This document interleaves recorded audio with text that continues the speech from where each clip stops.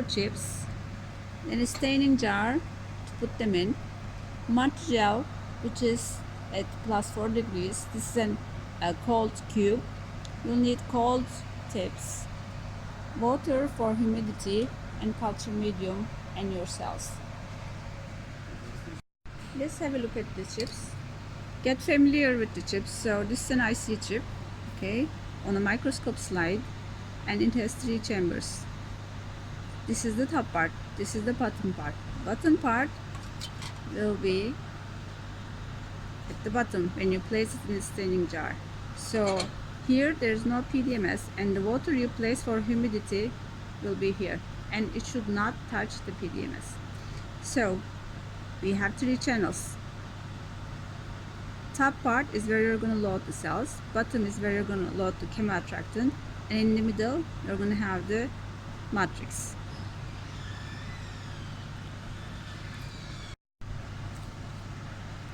The first step is to load the matrix in the middle channel.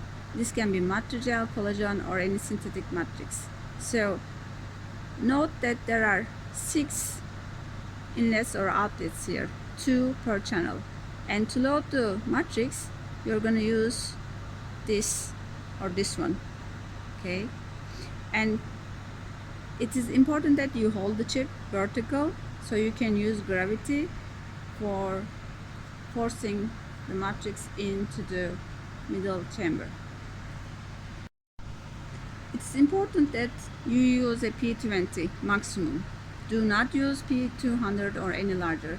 P20, 20 microliters, is the maximum volume you should use, because this is gentle enough so you don't have any leakage into the channel. You can also use a P10 pipette man with white tips. These tips were kept in the fridge so that they are cold, because we are going to use matrigel, which is very sensitive to temperature. So we take them out just before using, or you can even put them on ice if it's going to take you a long time to prepare. So tips on ice. You can also place the chip on ice so the surrounding, the microenvironment is cold. That will allow matrigel to be liquid and help you while loading. So keeping the chip here for a few minutes can help, but it is not mandatory. So I will hold the chip like this, take a tip, get the matrigel, and start loading from the top. You can start loading here or here, doesn't matter. But I'll keep the chip vertical and apply very gentle pressure and observe the gel enter this channel and reach the end. So I took a tip, and the pipette man is adjusted to 20 microliters. This is enough for loading 2 chips. So as you get faster, you can load multiple chips at one time. So we take the matrigel, which is diluted 1:1 with culture medium. We mix to make sure it's homogeneous, and take the chip, find the inlet, and slowly push the matrigel into the chamber, very gently, very slowly. And as soon as it reaches the bottom, this is enough.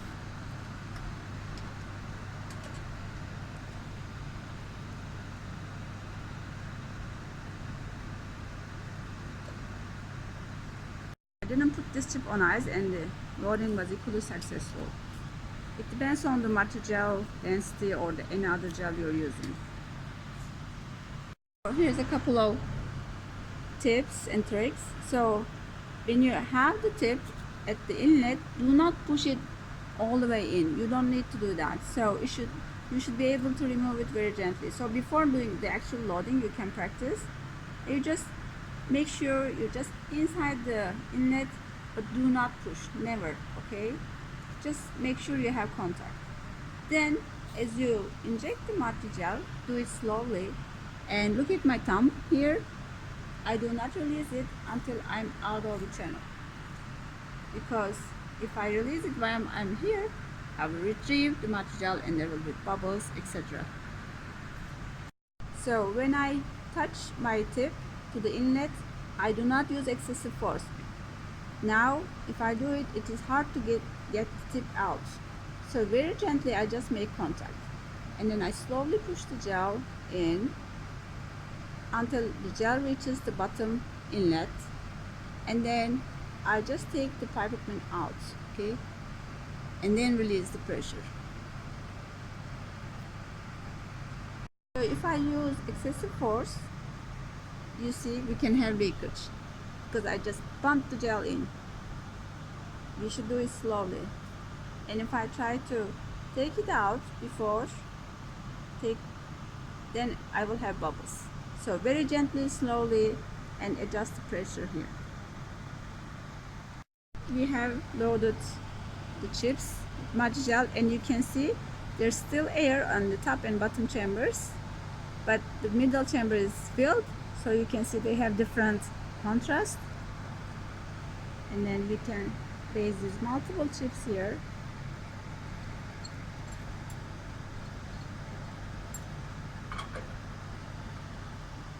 Now for humidity, we're going to add sterile water to the staining jar.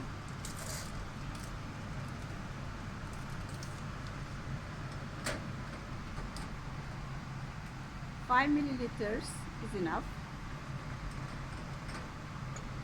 And we add that water to the bottom of the staining jar.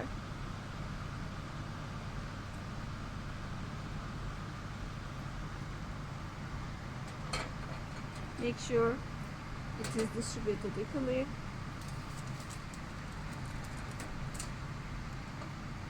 Now you can see there is water in the jar, and the PDMS doesn't touch this water. Place this jar into incubator 37 degrees, 5% carbon dioxide for half an hour. Take the chips out and inspect them under the microscope.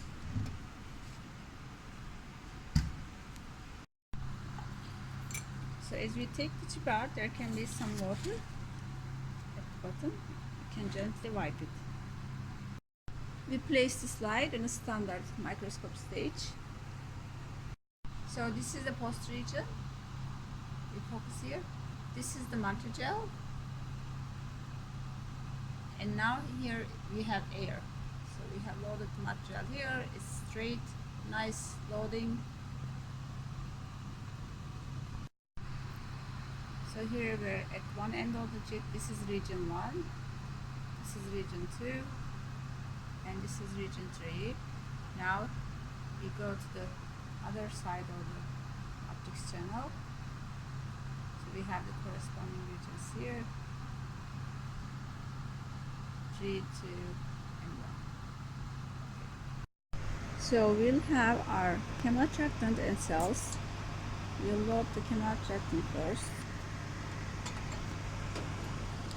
And so the chemoattractant will be at the bottom of the chip, this part.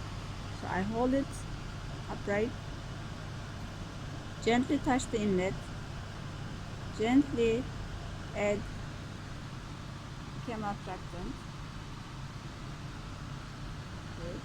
So once you've done this, you can have excess chemoattractant here and pull from the other side. Okay. Just to make sure you loaded the whole chip.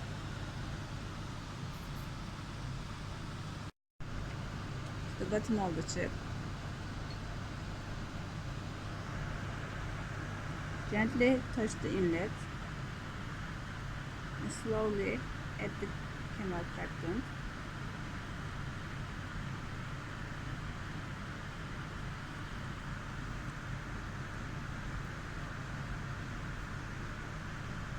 So we can pull from the other side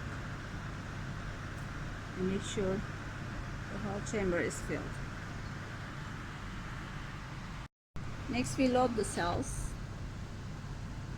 Make sure the cells are suspended evenly. Mix the cells before loading. So we load the cells on top. Gently make sure the whole chamber is filled.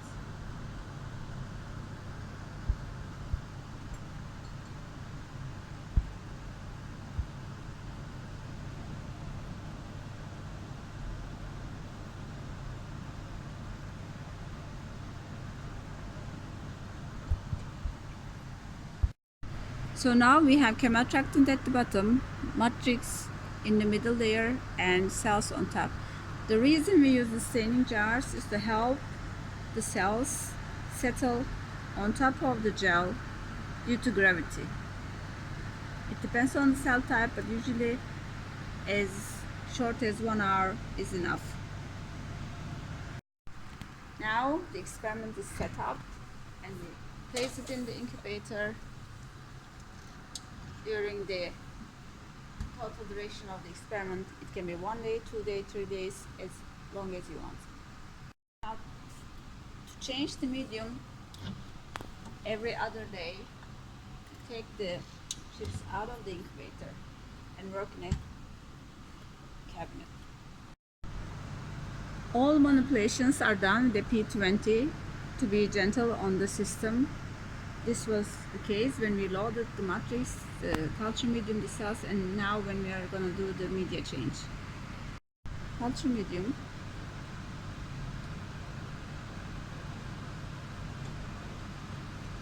Take the chip out, okay.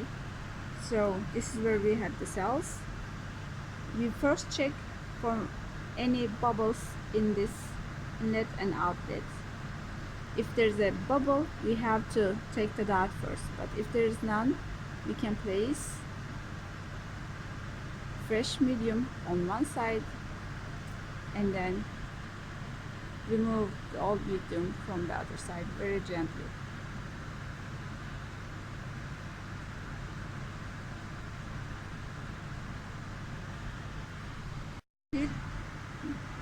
So we repeat the change for the chemoattractant part 2. We add fresh medium with chemoattractant and take out the old one from the other inlet.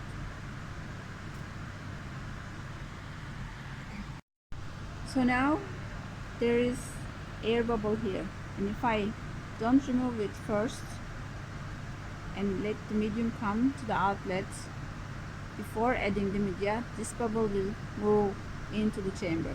Okay, so now we have air bubble here, and if I try to add new media, that will enter the channel, and we don't want that.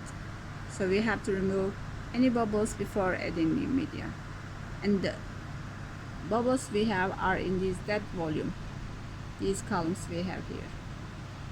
So you can see that there's media here and there is no obvious air bubbles, and if you touch medium on this side, you can see this other one moving, so that means they're continuous and there are no bubbles.